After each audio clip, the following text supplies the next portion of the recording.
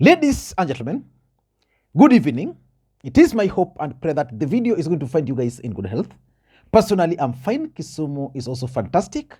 I'm just about to step out to this place, Club the Place, tukutane huko for 1 or 2. There's one question which most of you guys on this platform have always asked me. The question about whether Azimio can actually recover from the 2022 presidential loss. Because nobody expected Azimio, especially the supporters, expected Azimio or Raila Odinga for that matter to lose the election.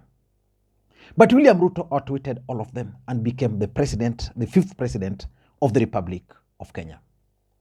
As we speak, Martha Karua is already in Arusha, and I call the mission wild goose chase.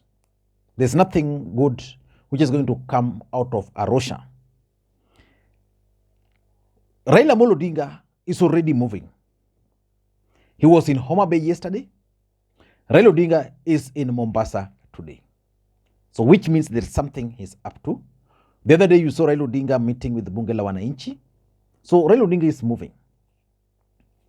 Stephen Kalonzo Musyoka is also steadfast in Azimio. He has rejected all attempts to persuade him to join Kenya Kwanza. So far, so good for Azimio. But what can they do to recover any lost ground? Because as we all know, power always attracts people. Immediately, William Ruto was declared the president of the Republic of Kenya. We saw movements from Azimio to Kenya Kwanza. Several political parties like the UDM party, which is associated with the Ali Roba from the northern Kenya, immediately joined Kenya Kwanza.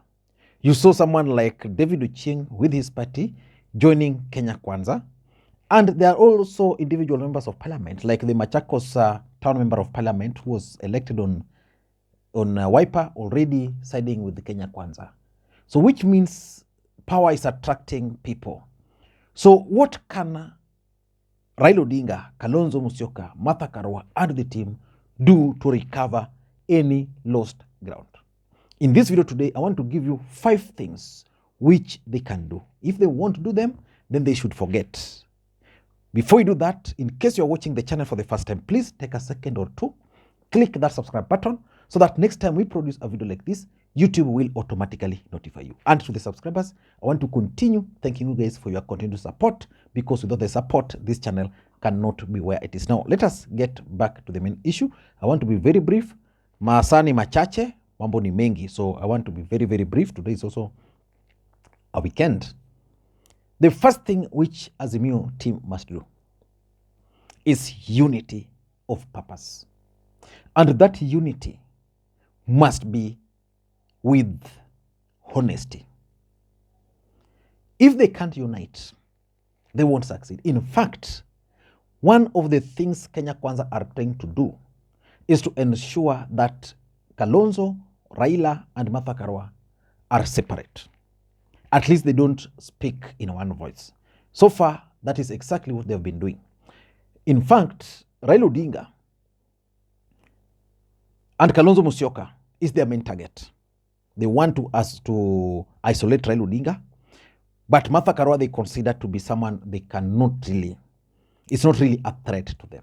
So the 3 people and any other person they want to be on board must be in Azimio with one aim: unity of purpose. If that purpose is to remove Ruto in 2027, that is what they should focus on. If that unity is to focus on 2032, that is exactly what they should focus on. But it has to be honesty, and that unity of purpose will be achieved. If they'll start speaking in different languages, they should forget anything. Number 2 is proper oversight. And the oversight should be both in parliament and outside parliament. You know, personally, I've seen Raila Odinga trying to raise certain questions and oversight about this government. And my feeling has always been that Raila Odinga ought to be a bit relaxed and let Stephen Kalonzo Musyoka, Martha Karua to take charge of oversight. Oversight can actually happen both in parliament. How will ODA members of parliament perform in parliament? Are they going to be bought? Are there certain issues they can pick and raise? You know, like right now, there is this issue of food distribution in the country. As new members of parliament and senators should monitor the way the food donations are being distributed accordingly. And because William Ruto is a master of propaganda and politicized everything in the last government, they must also be ready to politicize. If the distribution is skewed, for example, if there's no food donation reaching Nyanza region, for example, they must highlight it. If there's no food donation reaching, let's say, coastal region, they must highlight it. If there's any donation which is not reaching Masai region, they must highlight it. If there's any corruption, so they must be very, very keen and provide proper oversight. With the proper oversight, they will be able to now attract support from Kenyans. In the last parliament, the reason why Raila Odinga lost was the fact that he was with the Uhuru Kenyatta in bed. So he didn't really manage to provide, his members of parliament really didn't manage to provide oversight. And that's how he lost touch. Oversight will help them in keeping touch.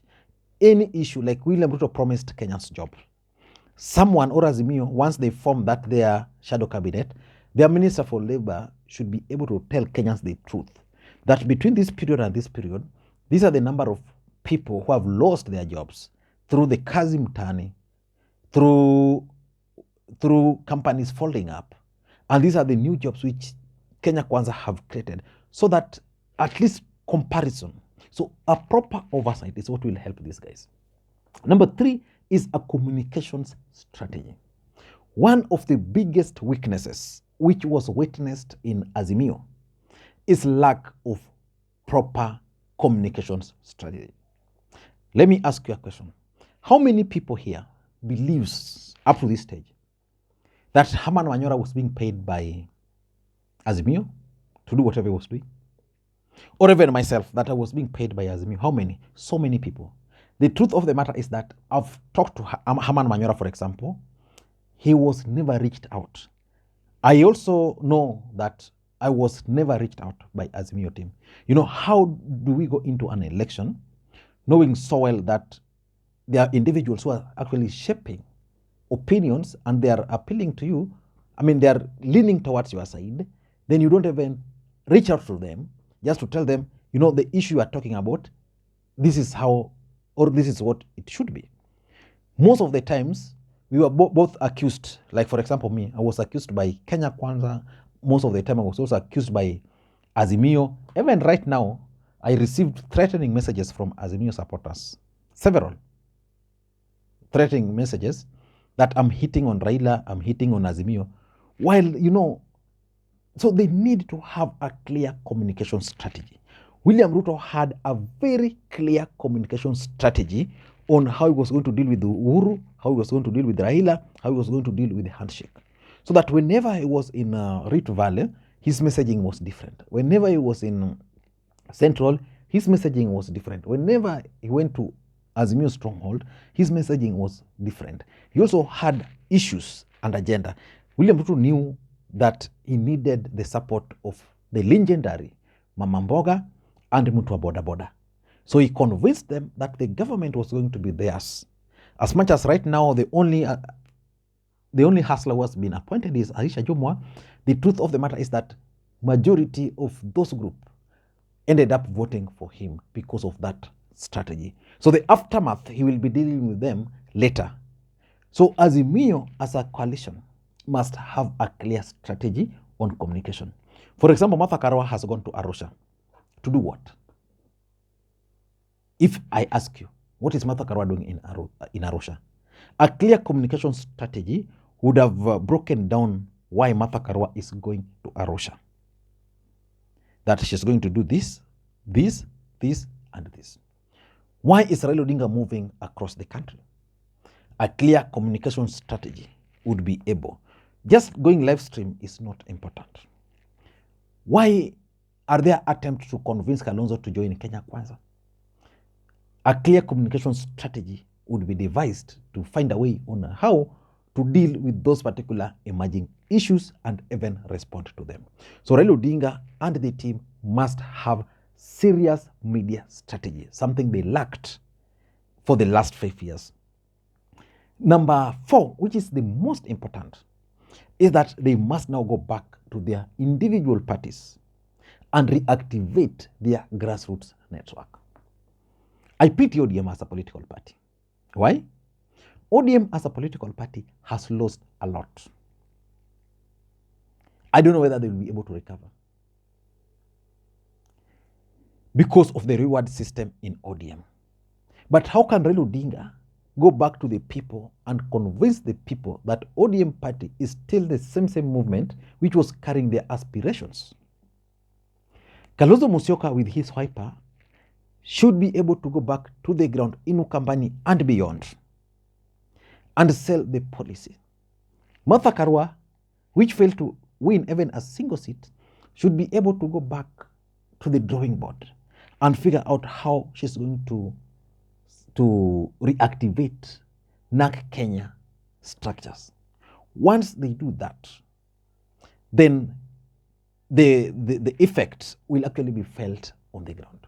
Without a strong ODM party, without a strong Wiper, without a strong other political parties, Azimio is going to be dead. Because ODM, for example, will feel that they are entitled to produce a presidential candidate, and that unity of purpose is going to die. Wiper party will feel that they've already supported Raila Odinga in a long time, and therefore ODM should automatically support them. And therefore, their unity of purpose, which was my number 1 reason, is going to collapse. So the first thing, they must individually go back and reactivate their parties. I was telling someone the other day that, for example, me, I have a bit of likings for Kalonzo Musyoka, and most people have never agreed with me on that. And I was telling a friend of mine that personally, I'm even willing, if Kalonzo is not willing to come out, I'm even willing to take him to my village church just to talk to people so that those people can see the Kalonzo Musyoka, the man watermelon they're talking about, face to face. You know, right now I'm expecting Kalonzo Musyoka to be in Nyanza, Homa Bay. He attended the burial. Beyond burial, Kalonzo Musyoka should make it, it should make it normal to just wake up in Siaya, the next day attend a church service, a harambe here or there, the next day is in Kisumu, the next day is in Mombasa, just to reactivate the parties. And lastly, they should also focus on Azimio governance. If there's one thing which is going to change this country is the devolution. ODM can only take pride in its governance, the counties they control. Wiper can only take pride in the governors and the counties they control. Luckily for Kalonzo Musyoka, for the first time, he's controlling the 3 counties of Ukambani. He can make them the model counties. So that if you go to Makwiny, you go to Kitui, and you go to Machakos, the governors there are performing their works well. So that he can stand before people and tell them, look how my government will work. Raila Odinga should do the same.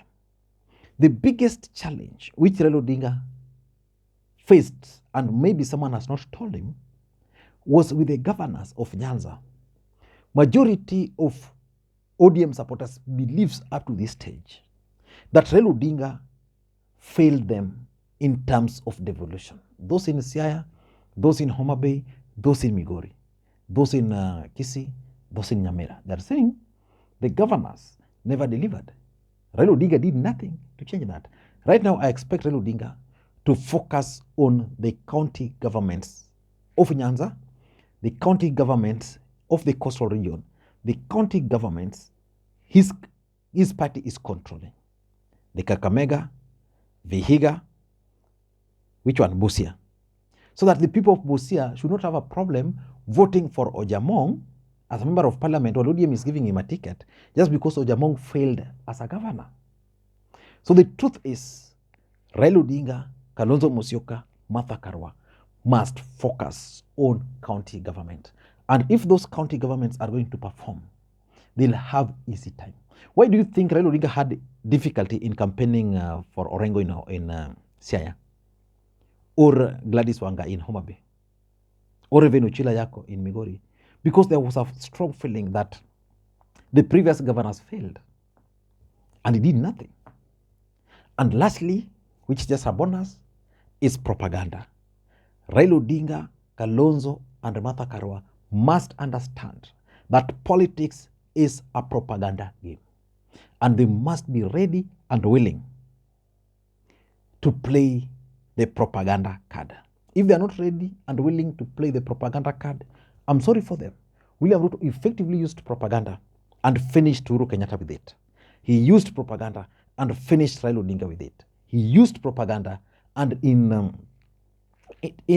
my view, the propaganda he used is what confused young people to believe that the government which William Ruto was going to form was going to be formed by them, that they were going to sit on a table. Ruto here, mtu wa mkokoteni hapa, mtu wa bodaboda hapa, and then they form part of government. It never. So propaganda is also a tool. I don't know what you think. What else do you think is the Azimio's easiest path to recover the lost ground? Until next time, this is Lee Makwiny. Bye-bye.